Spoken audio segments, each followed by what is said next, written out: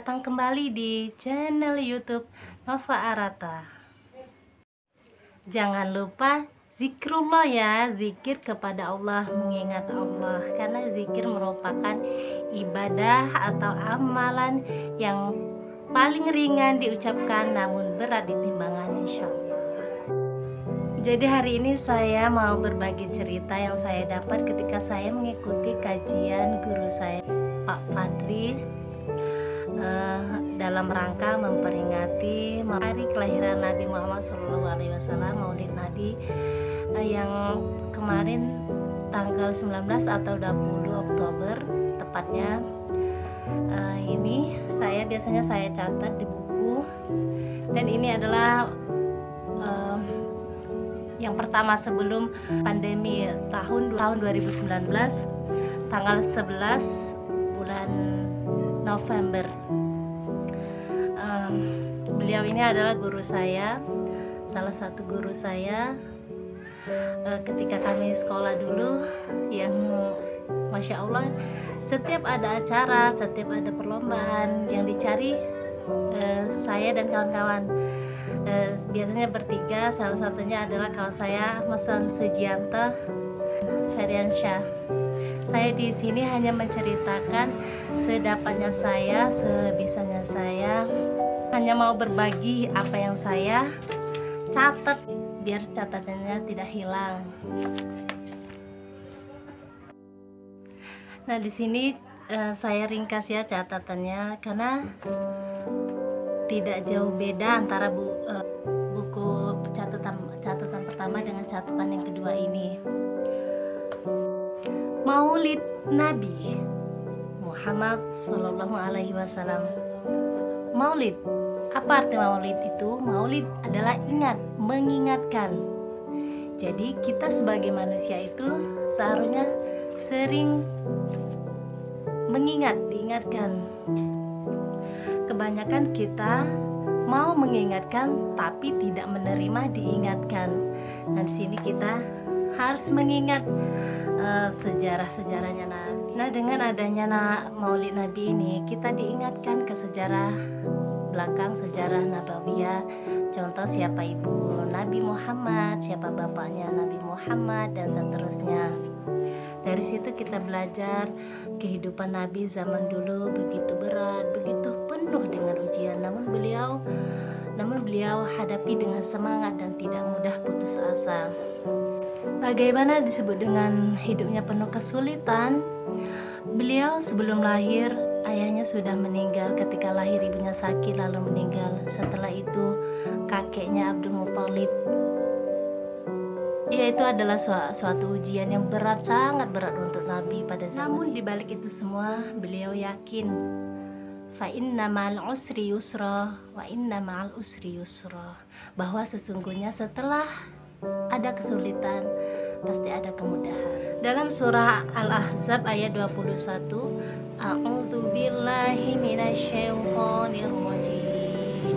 Laqad kana lakum fi rasulillahi uswatun hasanah liman kana yarjullaha wal yawmal akhir wa dzakarallaha katsira. Laqad kana lakum fi rasulillahi uswatun hasanah. Uswatun hasanah apa?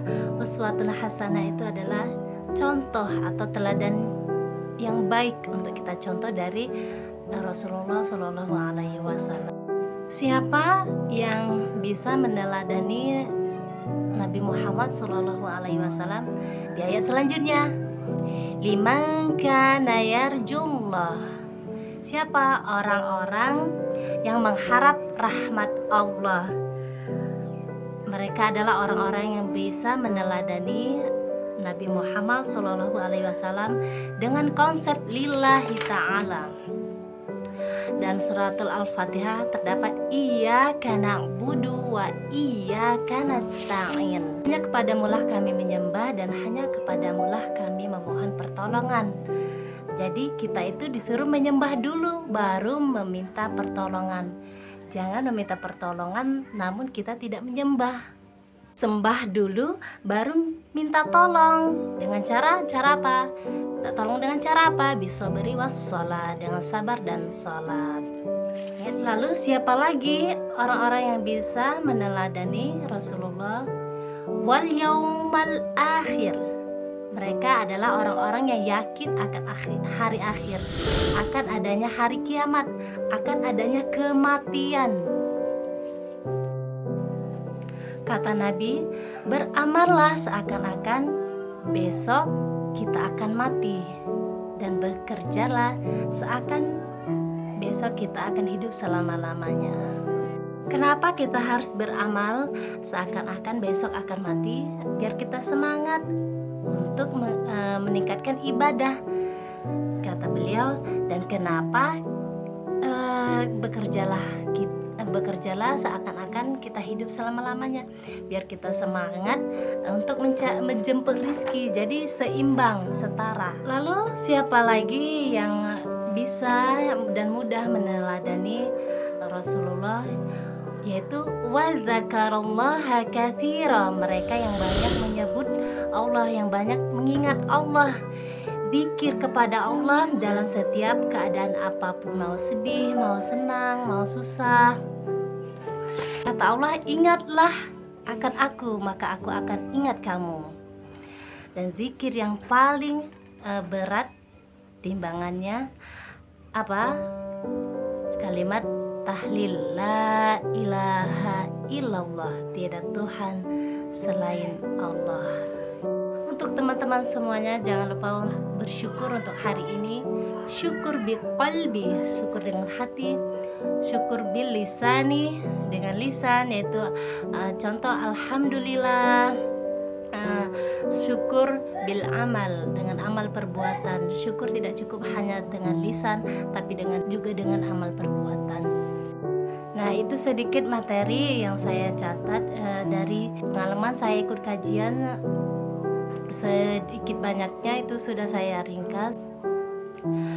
Semoga kita bisa meneladani akhlak beliau, Nabi Muhammad SAW. Dan kenapa Nabi Muhammad itu diutus? Karena pada zaman Arab jahiliyah dulu lagi sehancur-hancurnya, dari khamar, judi, pembunuhan.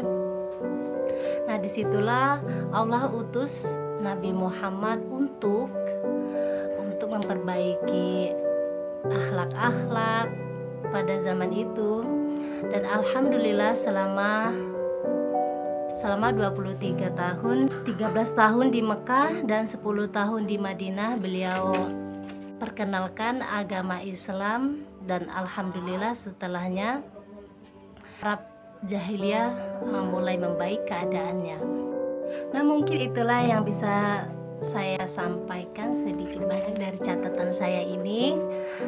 Semoga bermanfaat, dan jangan lupa untuk subscribe dan like. Wassalamualaikum warahmatullahi wabarakatuh.